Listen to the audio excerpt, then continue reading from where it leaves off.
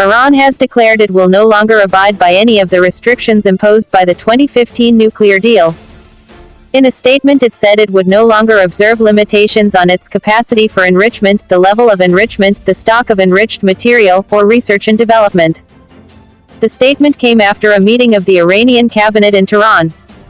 Tensions have been high over the killing of Iranian General Qasem Soleimani by the U.S. in Baghdad. 2 loud blasts were heard in the Iraqi capital on Sunday evening. Initial reports quoting witnesses say rockets landed near the U.S. embassy there. Hundreds of thousands turned out in Iran on Sunday to give Soleimani a hero's welcome ahead of his funeral on Tuesday. Under the 2015 accord, Iran agreed to limit its sensitive nuclear activities and allow in international inspectors in return for the lifting of crippling economic sanctions. U.S. President Donald Trump abandoned it in 2018, saying he wanted to force Iran to negotiate a new deal that would place indefinite curbs on its nuclear program and also halt its development of ballistic missiles. Iran refused and had since been gradually rolling back its commitments under the agreement. Earlier on Sunday, Iraqi MPs passed a non-binding resolution calling for foreign troops to leave the country after the killing of Soleimani in a drone strike at Baghdad airport on Friday. About 5,000 U.S. soldiers are in Iraq as part of the International Coalition Against the Islamic State (IS) group. The coalition paused operations against IS in Iraq just before Sunday's vote. The 2015 nuclear agreement with Iran, on life support ever since the Trump administration abandoned it in May 2018, may now be in its final death throes. Donald Trump, throughout his presidential campaign and then as president, has never failed to rail against what he calls his predecessor President Barack Obama's bad deal.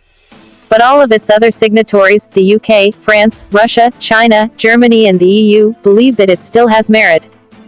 The agreement, known as the JCPOA, constrained Iran's nuclear program for a set period in a largely verifiable way, but its greatest significance, even more so given the current crisis, is that it helped to avert an imminent war.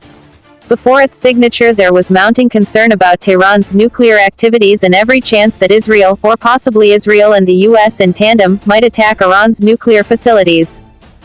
Since the U.S. withdrawal, Iran has successively been breaching some of the key constraints of the JCPOA. Now it appears to be throwing these constraints over altogether. What matters now is precisely what it decides to do. Will it up its level of uranium enrichment, for example, to 20%? This would reduce significantly the time it would take Tehran to obtain suitable material for a bomb. Will it continue to abide by enhanced international inspection measures? We are now at the destination the Trump administration clearly hoped for in May 2018, but the major powers, while deeply unhappy about Iran's breaches of the deal, are also shocked at the controversial decision by Mr. Trump to kill the head of Iran's Quds Force, a decision that has again brought the US and Iran to the brink of war.